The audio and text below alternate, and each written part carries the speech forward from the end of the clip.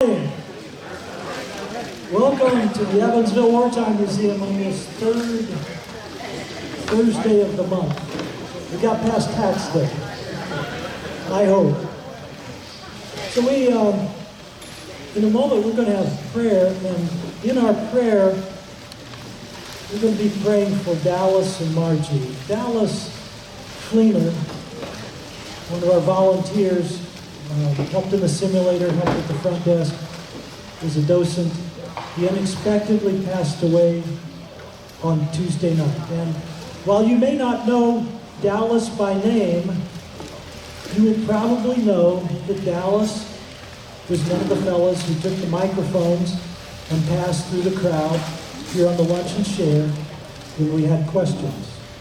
So when we go to prayer, we'll have a moment where you can offer up your individual prayers. But for now, all who can, please rise.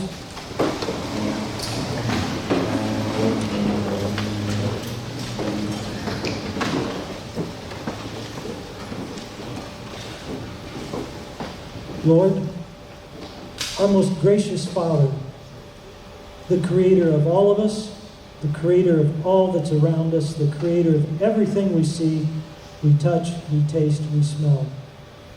We give you great thanks, for this is a marvelous creation you made, a creation that has great imagination and wondrous processes. And we give you thanks for the food that we're about to eat. We give you thanks for those who helped bring this food to us, the Bronstein Foundation and their generous donations, the volunteers who help us, who provide setting up tables, chairs, sack lunches. And we raise up to you Dallas, a good friend, a good volunteer, faithful, consistent.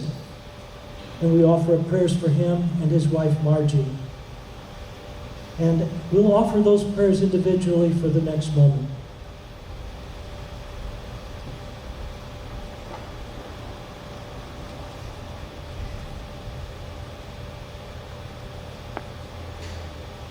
We pray for Dallas that you would hold him in your hand. We pray for Margie to give her strength and comfort. We also pray that talks of peace may be fruitful and that there would be peace and the economy would settle down. And we ask all of these things from you, our God and Creator. Amen. Amen. Please join me in the Pledge of Allegiance. I pledge allegiance to the flag of the United States of America and to the republic for which it stands, one nation, under God, indivisible, with liberty and justice for all. Now, I admit I've not asked Larry if he could lead us in the national anthem, but I'm assuming he will. That's good. Thank you, John. Please feel free to join in.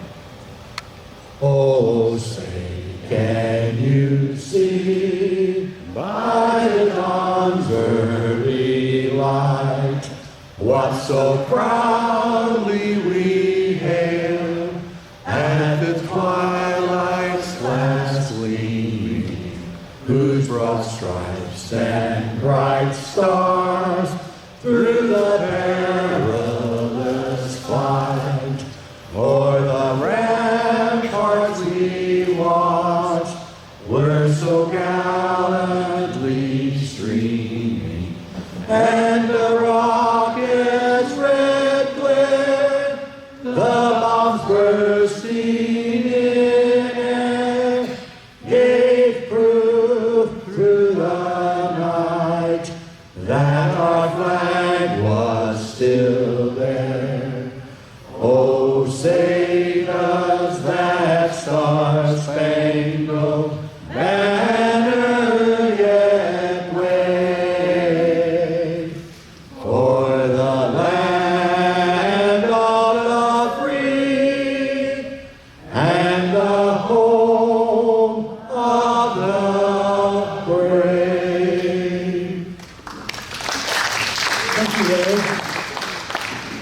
Mark Brown will have some announcements and introduce our speaker. Put this one on. Good.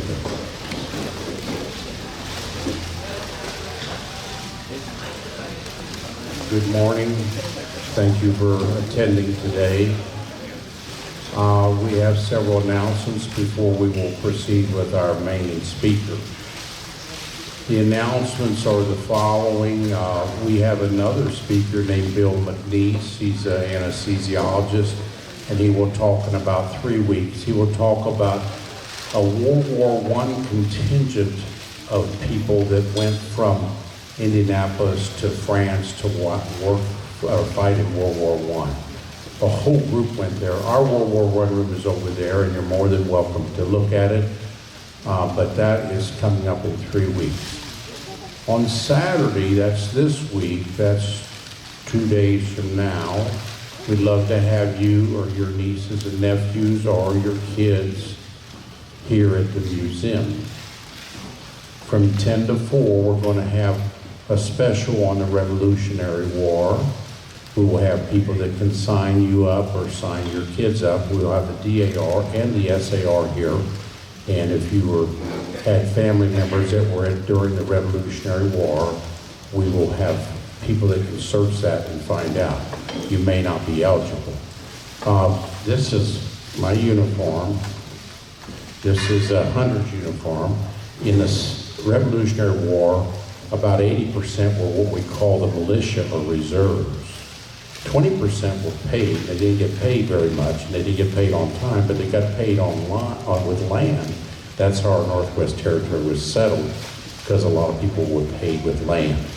This is a typical hat, and we will have these people here discussing that. We're going to ribbon cut our new display over there that we worked on for a couple of years. So just so you know, that's going on Saturday. We'll have 14 teaching stations, so love to have you. So bring nieces and nephews on Saturday. That is April 18th, 2026, from 10 a.m. to 4 p.m. Now, the other thing is on May 2nd, there's a lady running around here named Kathy Renner, and she's part of the P-47 group.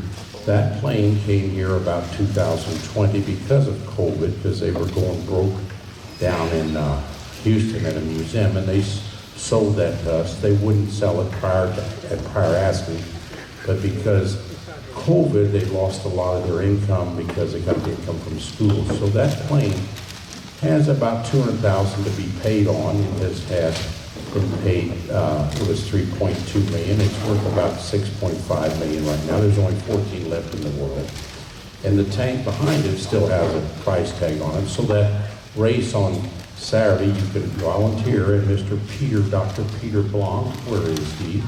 You go over and talk to him, and you can volunteer. We have 60 volunteers. Last year we had 80. We probably need 110, and you can volunteer. He's in charge of that. So when you're done, you can walk over there and talk to him, and he will give you an assignment.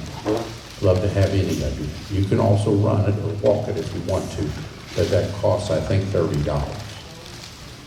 Now that's into the announcements. Now I have to introduce this young lady. Why don't you put that thing up of, Don, put the thing up from the, that green sign. Find that green sign there. Where'd that green sign go? All right, the green sign was put up by the Daughters of the American Revolution when we find it. I don't know where it went, but it's there somewhere.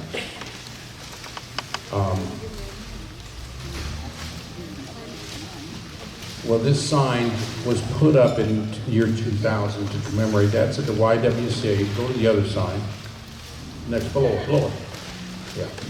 And this is a place that helps women. The second floor up there helps women in need. There's lots of women that are not, have problems, and that's a really great place for them. This lady right here is who she's going to talk about. So when you go down to, I think it's about 2nd and 6th, well, by the old post office, it's in the front yard of the YWCA. And she will tell you about this lady. And this lady is a dynamo. Now, the lady talking is also a dynamo. Now, the dynamo that's going to talk, I'll talk about her because she'll talk about her. So I'm not going to talk about her. She'll talk about it. He was on first. So this lady, her name is Roberta Hyman. Her husband is Paul McAuliffe, and he was the editor of our paper for many years. Now, the paper is our history of our civilization, and we've lost it, but we lost a lot of it. I get it 3 days a week. But Roberta wrote many, many articles for the paper. She wrote a book on the University of Southern Indiana. I advise you to read it. It is very well done. She spent a lot of time on it. And when we put the Recknick exhibit up, we found an article where she interviewed Irene, who gave us some money to make the Recknick exhibit. She was a lost child during World War, or a hidden child during World War II. Her mom and dad were in Auschwitz for 18 months, and she interviewed them and put it in the paper. It was one of the articles that we used as a reference. So we're lucky to have this lady. She's a researcher, she's a writer, she's a speaker, but this is her favorite topic, by far. And when you hear this, you will know how dynamic this woman was. The only last thing, there's 2 chairs that are in memory of Margie and Dallas Fleener, and it's over there by that plane over where John's standing there. We've got things like MIAs and MIAs. We have our own little chair for there in memory of the support for Margie and the memory of Dallas, who was a very big person. So no further ado, this is Roberta Hyman. You come on up here, and I'll shut up.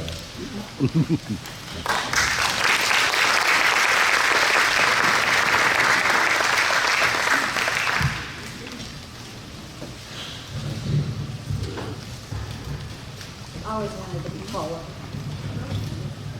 Can you hear? No. Okay, can you hear me now? Whoops.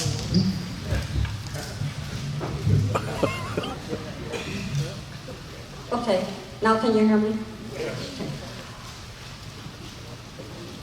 First, I want to thank Dr. Browning and all the other volunteers here for making this museum such a terrific asset for our city. I love the stories that it tells, and as a women's history addict, I especially like the stories it tells about Rosie the Riveters and all the other things that women did in World War II. But today I want to add a mostly untold story about what Evansville women did in World War I. They were the first Rosie the Riveters, and they did more than help win a world war.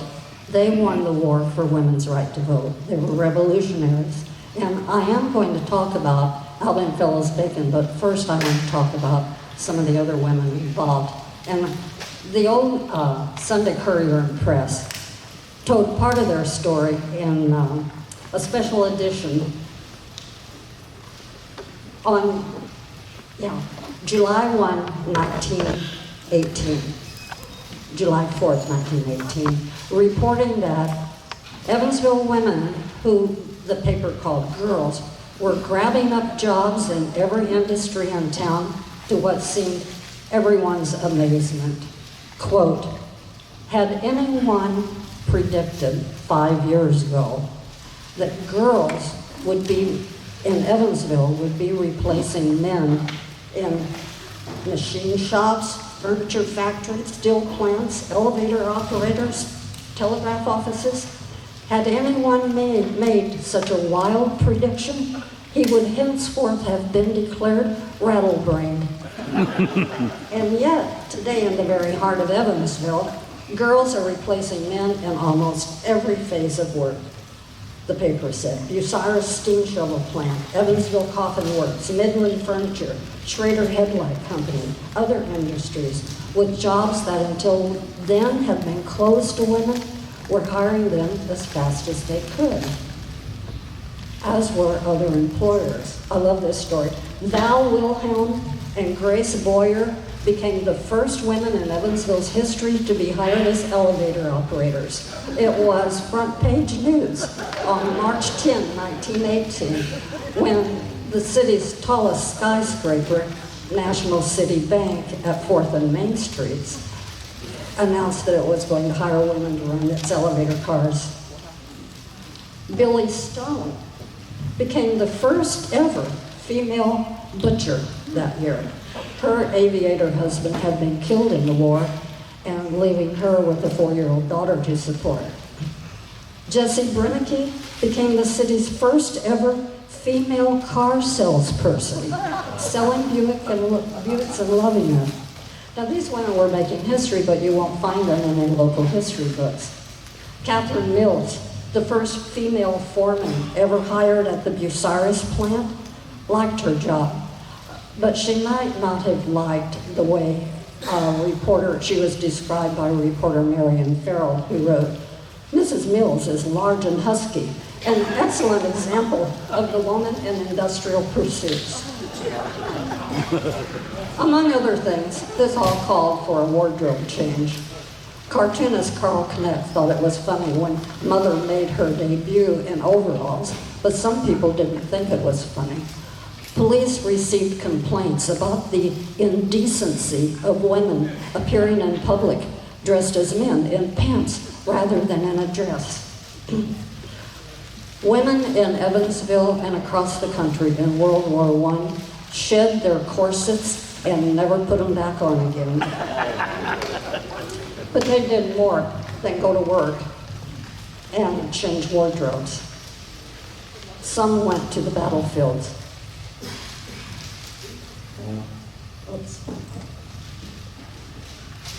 Oops. There you go. On June 1, 1917, just weeks after President Wilson asked Congress to declare war against Germany, Evansville's public health nurse, Emma Byrne, handed her resignation to Mayor Benjamin Bossy and headed east to enlist in the Army Nurse Corps. Several days later, Laura Becky volunteered as a Red Cross nurse. Those two spent the part of the war tending to soldiers in France. Catherine Ziliak nursed soldiers on the battlefronts of Italy. Mabel Megenheimer enlisted in the Navy Nurse Corps. Amy Gerard and city school nurse Johanna Reinecke, both of whom had served earlier in the Spanish-American War, signed up again as Red Cross nurses. And they were joined by many other women. I'm going to list some names of the nurses from here because some of them may have been your great-grandmothers. Helen Hibbs, Bonnie Sargent, Catherine Raysteiner, Louise Reichert, Helen Dupree, Berna Dillingham, Myrtle Richardson, Kitty Baird, Mabel Beckett, Velma Lamb, and many others. More than 100 Evansville nurses, possibly almost 200. The goal was 187, but I couldn't find a story reporting how many actually did. You need to get closer to the microphone, Roberta. They volunteered for wartime duty, and there were others beyond nurses. Stella Carmichael of Evansville, a lieutenant in the Salvation Army here, spent 1918 serving lunch to soldiers in France. And keep in mind, these women were volunteering to serve their country while their country denied them the right to vote. In August 1918, when the U.S. Marine Corps announced it would accept women for the very first time, one of the first to enlist was Pearl Chanley, a 19-year-old graduate of Lockyer Business College in Evansville. Pearl became one of only 305 women nationally who were accepted into the Marines. Thousands volunteered, but weren't accepted because they couldn't meet the Marines' tough standards, which included fitness, physical appearance, and proficiency in secretarial skills. The women Marines were called Marinettes, or on the side, Lady Hellcats. They spent the war working in War Department offices in DC to free the men for battle. For women in the home front, one of the biggest tasks, was to sell victory bonds. Now, I wasn't aware of how World War I was financed. I think that's fascinating. And heading that effort here was Bessie Lowenstein, who is described in one news story as among the most beautiful of Evansville's socialites. But Bessie was known for a lot more than just her beauty. She was a local state, and sometimes national leader in the Federation of Women's Clubs nationwide, the PTA work, which was really big then, and the suffrage movement. These women's groups were well organized before the war. They started kind of as book clubs by women trying to educate themselves because colleges wouldn't let them in. And then they gradually grew into civic programs. The suffragists particularly had years of experience in organizing grassroots efforts. So Bessie got them all involved in selling bonds.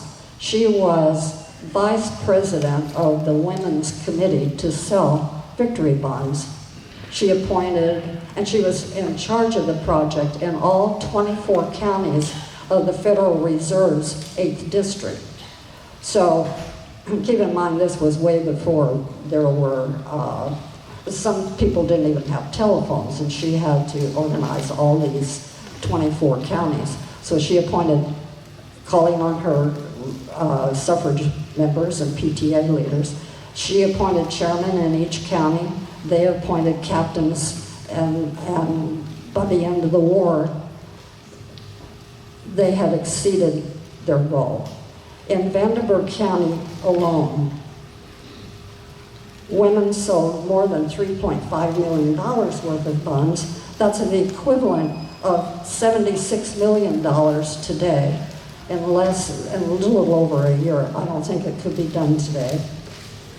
And it wowed the feds. Newspapers reported that one of the largest bond purchasers among women here was Mrs. Anna Barbara Zener of Green River Road, who, quote, is an old German woman who neither speaks, reads, or writes English.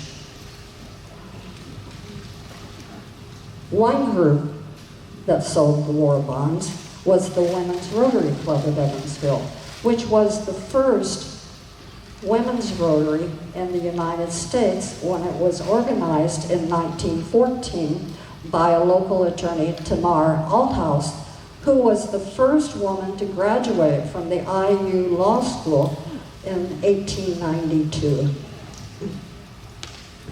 She was a suffragist, as was Irene Erlbacher, who earlier had founded Evansville's first community theater group. Irene was named in charge of training women throughout the 8th District for a national program called the 14-Minute Women. They were trained to give speeches encouraging women to buy the war bonds and engage in other war home front efforts, and to speak for precisely 14 minutes on whatever topic they had. One of their topics was potatoes. They encouraged women to eat potatoes, think potatoes, talk potatoes as a substitute for other ration foods. Among the 14-minute women was Emily Clifford, wife of wealthy industrialist George Clifford, who's considered the father of UE, and her friend Albion Fellows Bacon. Albion, oops, that was Ms. Erlbacher. Albion, the social reformer who is Evansville's most famous woman, and deservedly so. She did so much. She was a writer, social reformer, author, she did everything. She founded the YWCA here. She had an enormous assignment during the war. In the midst of it, President Wilson through the National Defense Council, called for every child under the age of 6 to be registered, measured, and examined. He did this kind of because of a national emergency. 30% of men drafted for the war had to be rejected by the military because of physical problems and mental problems, many of which were the result of untreated childhood illnesses and injuries. So President Wilson declared 1918 as the year of the child, and Albion was appointed chairman for it in the whole state of Indiana.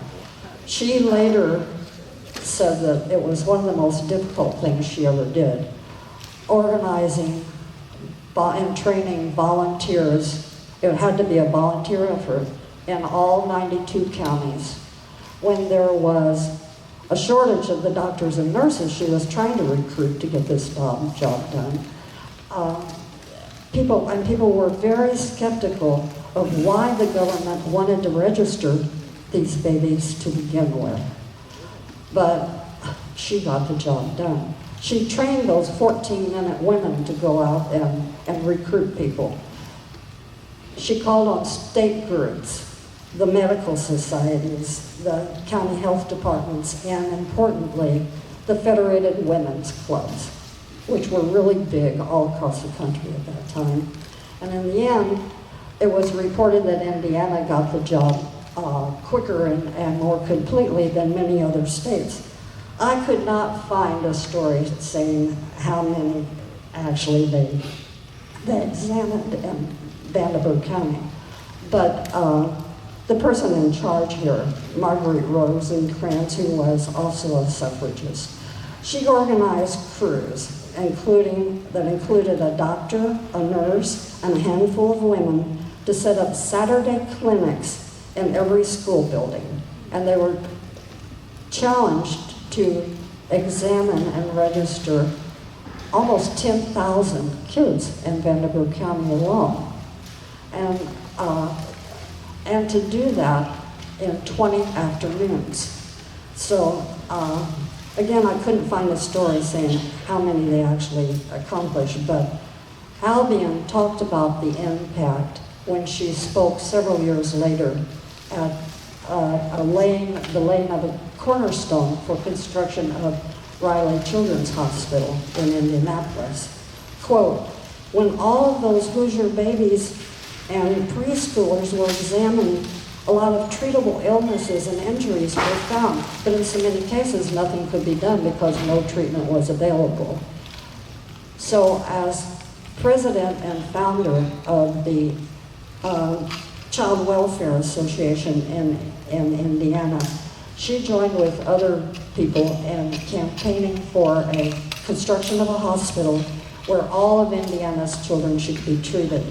And they succeeded. Riley opened in 1924, and we all know about the great work that has done since then and continues. I love that story.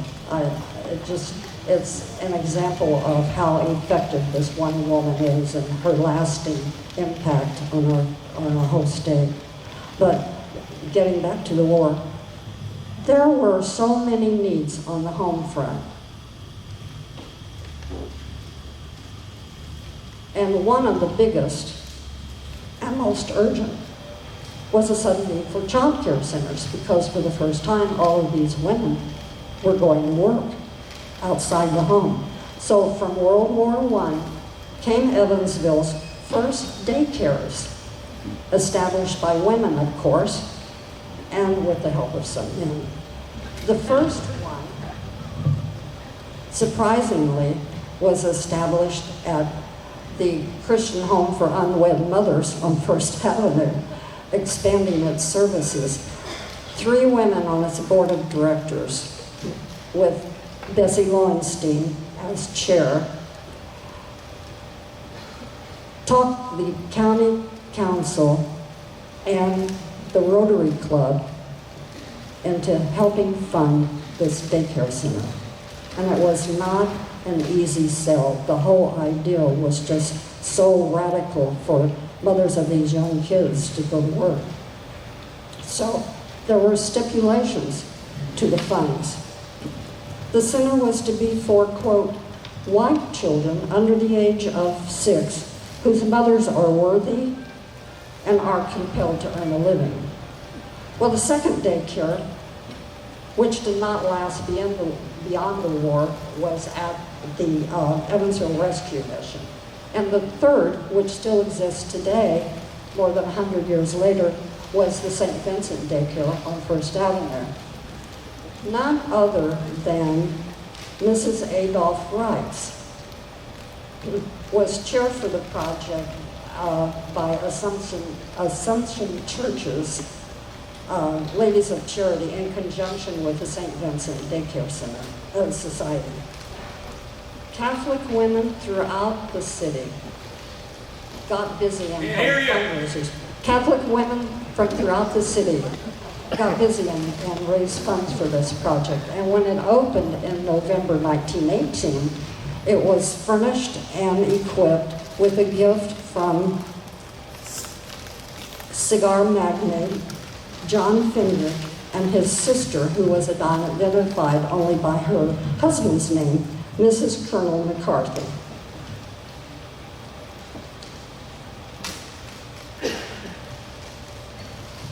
And in going through all these old newspapers to find these stories, one of the things that just jumps out at you is the contrast between then and now. In our current wars, including the one underway now, we just all go about our daily lives as if there is no war. We're not asked to do anything. We're not asked to give up anything. Nothing is rationed. But in World War I, and again in World War II, every American, every man, woman, and child was somehow engaged in the war effort. And the people on the home front became like an unarmed army that was essential for winning the war. It's an incredible story, all that they did, and it kind of led into what all that was done here in World War II. And I think it's fascinating and tells us a lot. Here and across the country, the American Red Cross had a major role, as well as working with the County Council of Defense. Evansville's Red Cross chapter was established in early 1917 in preparation for the war. It didn't exist before then. And its goal was to recruit at least 6,000 volunteers for home front efforts. That included recruiting doctors and nurses, teenage boys for recruiting them for farm work, women to make bandages, even women to plant gardens and provide food for the community and the War Department. The Red Cross asked all women to sign service cards pledging to do some specific work, from knitting socks for soldiers to growing vegetable gardens.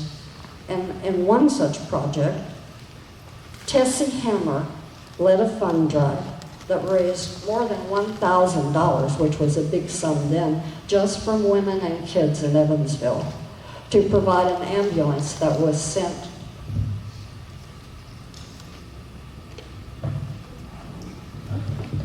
to the battlefront in France. A little band of women in Howe held an ice cream festival to raise money to establish a canteen to serve the trainloads of soldiers passing through Evansville every day.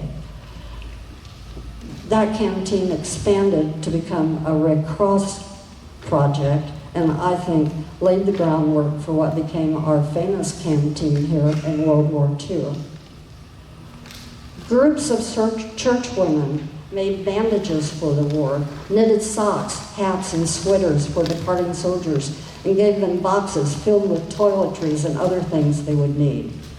Presidents of all PTAs in the city joined together in a crusade on food waste, another project led by Albion Fellows Bacon.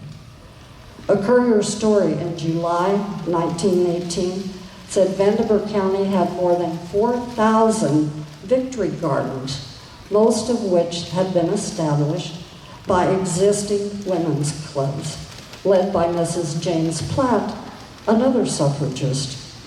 They organized food clubs in every school district. State officials were quoted as saying Evansville women were better organized and accomplished better results than women in any other county. And to underscore their effectiveness, here's one last story. In the summer of 1918, in the midst of the war, Evansville was hit by the worldwide Spanish flu epidemic. And in November, the city's 3 hospitals ran out of beds. They could not take any more sick people. A Red Cross group, composed mostly of women, resolved the crisis in one day by converting the 3-story Elks Lodge building at First and Locust Streets. Remember that building? They converted it into a temporary 50-bed hospital. It was, said the newspaper, a remarkable feat. They started at 9 a.m. and finished at 3 p.m. The grill room became the women's ward. The main dining room became the men's ward. Iron beds from the Salvation Army were washed in carbolic acid. Women scrubbed and sterilized the bathrooms and kitchen, washed the windows, hung curtains. Trucks donated by the public schools hauled donated furnishings and supplies. Tessie issued an appeal for more supplies, including slop jars. School janitors and other volunteers served as stretcher bearers to carry in the first patients, described by one reporter as pitiable cases. There was a mother and her 5 children, a father and mother with twins, a family of 7. As Tessie put it, the flu was running riot in the city.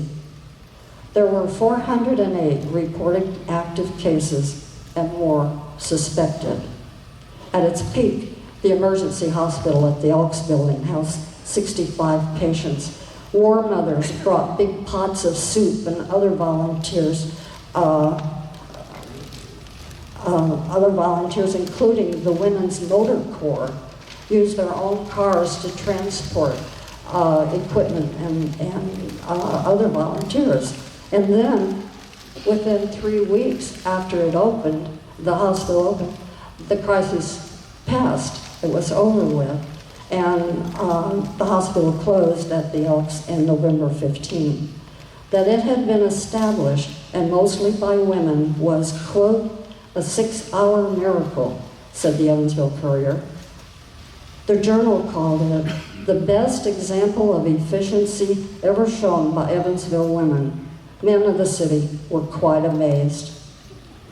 And of course, these kinds of things on the home front were happening all across the country, and men across the country were amazed. Many historians think women's efforts to help win the war is what finally convinced the men who ran Congress and state legislatures to finally give women the right to vote.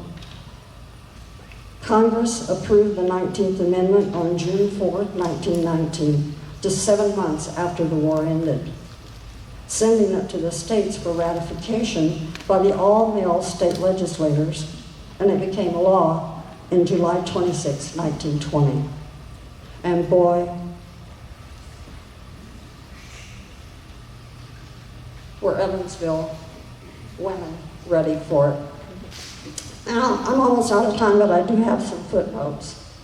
After the war ended and the men came home, some women voluntarily, After the war ended and the men came home, some women voluntarily gave up their jobs and went back to their kitchens so the men could have their jobs back. But many employers gave women no choice. They were just let go.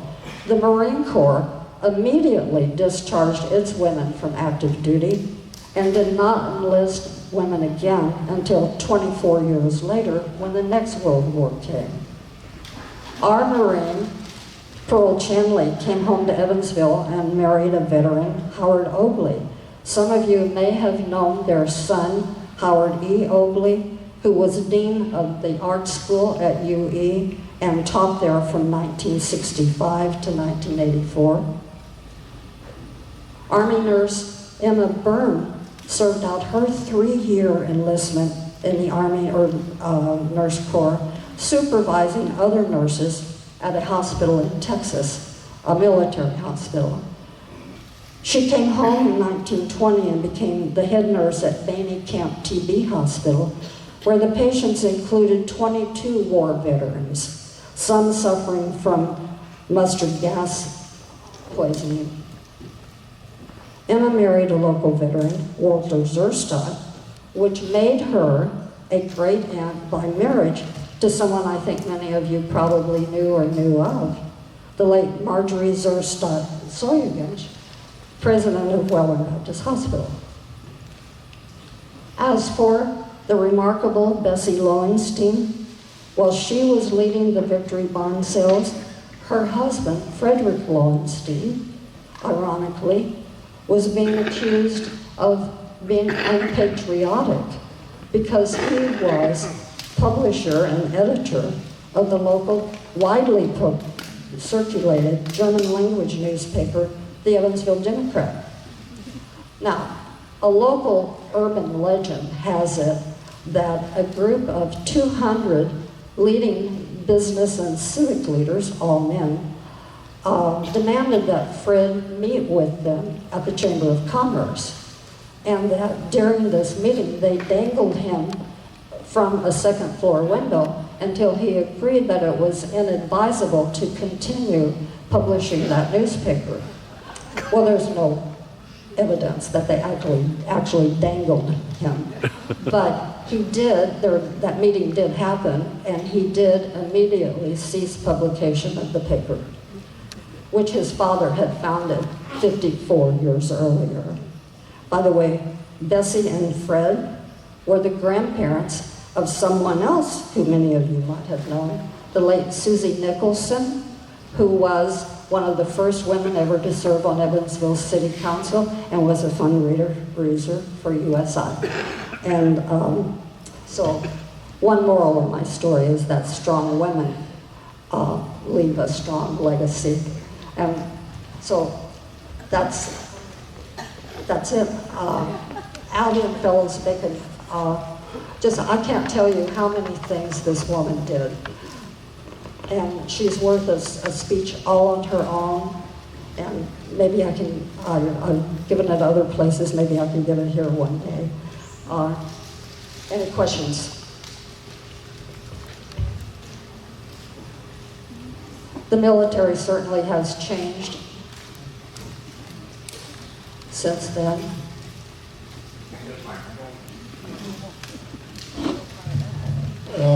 One comment first. The first state to allow women to vote, The first state to the allow first women. state to allow women to vote was Wyoming in 1869, some 50 years before the National Act actually came into place. You know, I think one reason why Western states were among the first, because any woman who was tough enough to make those hard trips out west in covered wagons and everything, there were no pushovers. And they were going to stand up for their rights, and they did.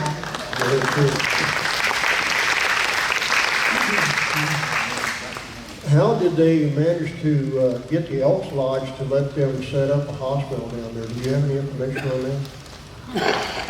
You know, there was nothing written about whether there were negotiations for that or anything, but considering the crisis, I assume that the lodge members just readily agreed for a temporary use of its building. Can you imagine trying to have volunteers create an emergency hospital in one day today? It couldn't be done in a year. Yes. My name is Bud Angel, and Can't hear you. my name is Bud Angel. Got me? Okay. I just was talking about women doing things for the first time. My sister-in-law was a professor of history at Arizona State. She was the first woman to wear pants in that school. This was in the late 60s or early 70s. Even when I was at Purdue in the 60s, early 60s, we couldn't wear pants until the temperature dropped to the point that it turned us blue. I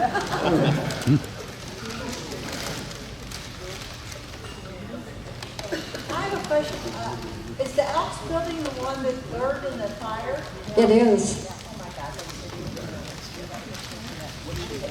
That was one of the, it was so cold that day, the water was freezing as it came out of the fire hoses. It was just, there's an incredible picture in the newspaper of the icicles hanging down from the shell that was left.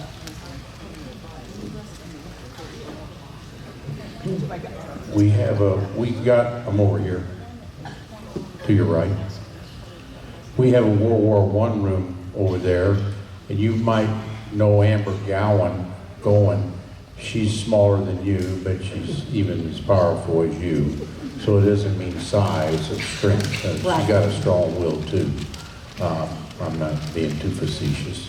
There's a little bit of truth to it, but she's helped us with that room, and she's looked at all the women of World War I, mostly the nurses here, about 150, and they emptied our 2 hospitals out in 1917 with all the nurses. And so by 1918, when this virus hit us, we didn't have enough nurses at all. Right. It was a terrible time. And she's documented a lot of that happened. So the nurses, we filled it up pretty quickly. I think they were trained quickly. We had a Walker Hospital, that was the old Welborn, and we didn't have Welborn. Walker Hospital, I think the Shrine, look at the Shrine building downtown. It was, I think, Walker Hospital. Then you had St. Mary's and Deaconess, and then this Elks building that burnt in 79 or so.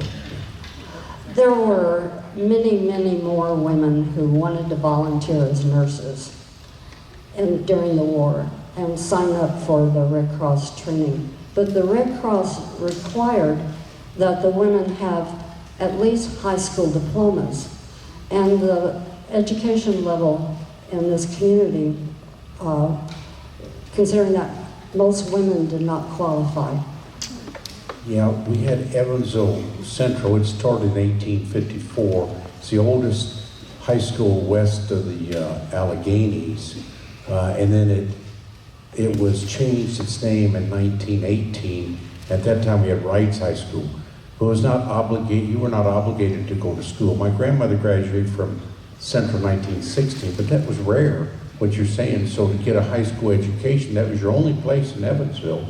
Was at Central High School, so as a woman or a man, it's hard to get an education at that time. It was, and it sparked immediate efforts to establish more. A bunch of rules on education, and then they hammered them pretty hard in the early 20s, because then we got Bossy built, Memorial built, and you sort of had to go, and there were a lot of truant officers catching you skipping school, and Bruce, he skipped all the time. He got caught. He's lucky to be here. Anyway, when you're talking about, she got her award, or she was known as this Albion Bacon for helping the women get homes, and also they combined that with education. So she was such an inspiration for those two things. Maybe you could tell us about the homes during that period of time from 1900 to 1918, and maybe about how she helps stimulate education for women and men. Okay. Albion's interest in housing reform, she was first known as a housing reformer. Her interest began because her father was the minister of not Methodist Temple, First Methodist Church, no, First Baptist. the one downtown. Anyway, Trinity Methodist Church. And he died during its construction. It was just a few weeks before she was born, so she was named after him. That explains her name. She went by her nickname Allie. When her mother took her and her other 3 kids to McCutcheonville to be with the family there. They were part of the McCutcheon family. And so she grew up in this beautiful rural area, not knowing anything about poverty, not knowing anything about slums.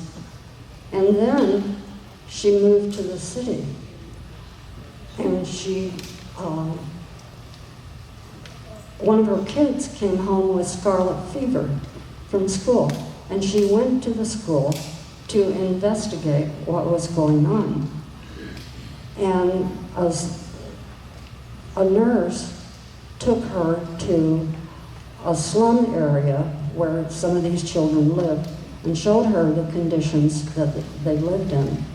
And Albion said she continued to have nightmares about that the rest of her life. She would dream of these terrible conditions that people were growing up in. And so she started a campaign she became interested in this issue and started a campaign for housing reform. Some housing standards. There were slums, just terrible, terrible slums throughout this city and all cities.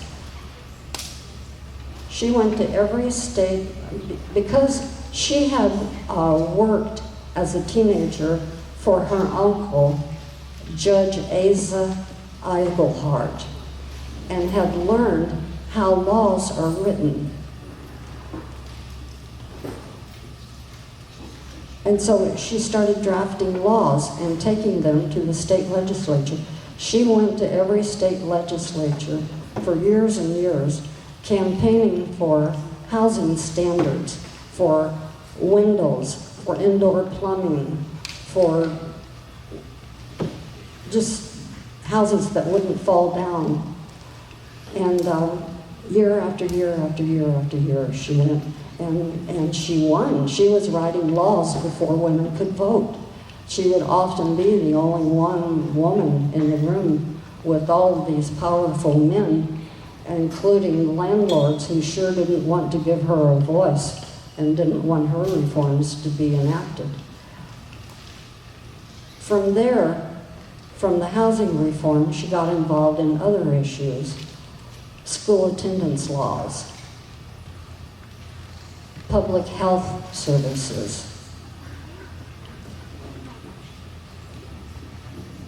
the women's right to vote. At first, she wasn't involved in the suffrage movement because she thought it might backfire on her. Suffragists were considered so radical. So she didn't want to be considered that.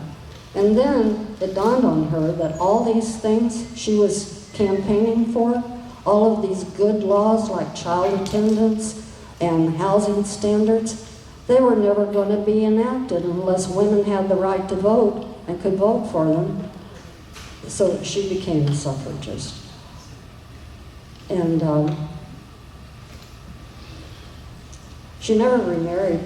She wrote, many people know about Albion, but at the same time, she had a sister who was a world-famous children's author, world famous. Her books, she wrote more than 40 books, all published, translated into 40 different languages, circulated around the world, And almost nobody in Evansville knows about her. And so these two women were so accomplished, these sisters were. It's just, you know. Yeah, a couple of things that I'm sure we've got other questions out here, but if you look at the Trinity Methodist Church downtown, it's one of the prettiest churches out. It has old stained glass windows right near the medical center and near the Masonic Temple, but it was built during Civil War, however they got that done, and then her dad died during that construction, but they only got about 200 members now. It's one of the absolute prettiest churches. If you look at the stained glass windows, and the symphony used to be there for a while. Beautiful building, but that was her church, but then when she moved to Cushville, she probably didn't go there anymore, I assume. It was flooded and damaged last year by that, remember the big sinkhole downtown and all the, so they're still kind of recovering from that.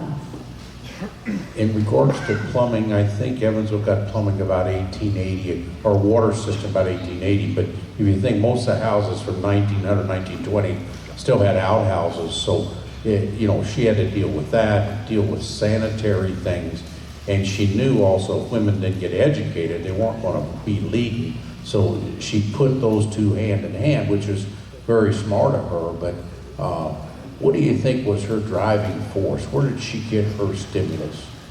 I think it was a moral code, and I didn't make that up. One of the reviewers of her sister's books said these girls grew up with a moral code that lasted and directed them through their lives. Was their mother pretty influential to them, and how, if she was? Oh, I'm sure she must have been. Albion, in one of the books that she wrote, in fact, one of her books, Beauty from Ashes, was used as a theology book at some of the leading theology schools in the country. But she tells about the only thing they had to read was their father's collections of religion books and magazines, and he also had a collection of the great classics. So those two girls grew up reading those things, and it influenced them. Other questions? We got some out here. We got a question over there and a question over there. Okay, in the back first. Yeah, it's Brian Reynolds again. The Walker Hospital was actually incorporated into what was Weldon Hospital before it shut down. There's actually part of it still remaining in the basement down there. I worked down there as maintenance for a while, and there was a door down there, and it had a stairway, and it went nowhere. That was part of the old original Walker Hospital. That was right across the street from where Agoga Tabernacle used to be. So that's also close to that Methodist church down there, that Trinity Methodist. Evansville has a great medical history, a medical politics history. Roberta, what is her sister's name? You know, as I grow older, at age almost 83, names are a terrible project for me, and I know her name, and it just will not come to me at the moment. I just looked it up on Google. Her sister's name is Annie Fellows Johnston. Yes. I knew it was Annie. Having read the books when I was growing up, you're right, it's Annie Fellows Johnston, and the book series that was so popular were the Little Colonel series, and they were set in Pee Wee Valley, Kentucky. Wonderful reading. Yes, and it was made into that famous Little Colonel movie that starred, yes. Shirley Temple. Yes, thank you. And a famous man was in it too. I can't think of his name. Ms. Hyman? Yes. What stimulates you to do all this work you've done for the last 4, 5, or 6 decades. I know you're not that old, but maybe 3 decades. What stimulates you, and what are your heroes, and how have you been such an influential writer? Was it your mother, your family, or who inspired you to do what you do? Heaven only knows. That's not an answer. It is an answer, but if you know more than that. I don't know. I shouldn't say this. I'm a genetic Democrat. I grew up believing that there were 2 political parties, the Democrats and the damn Republicans.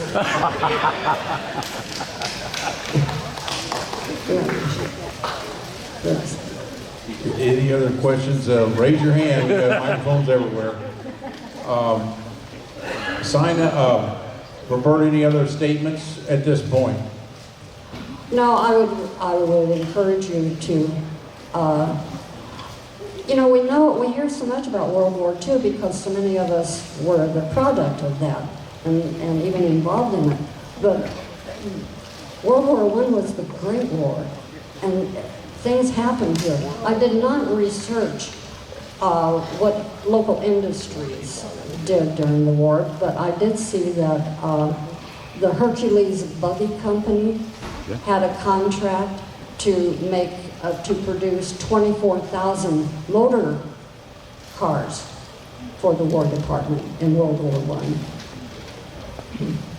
Yeah, Hercules, we have exhibit out there in 1921. They made 84,000 buggies, a lot more than anywhere in the whole country in 1921. So I guess they got a hang of it in 1917 or 18 as well. This is going to be the end of today, but I want to tell you to sign up in 3 weeks for Dr. McNeese. Dr. McNeese, you have to sign up. We don't check mark out front. You got to call or email us for those sign-ups, and try to encourage others to do the same. And then just try to show up this Saturday, and maybe that's the 18th or the 2nd for the race, and maybe a clap for Mrs. Roberta.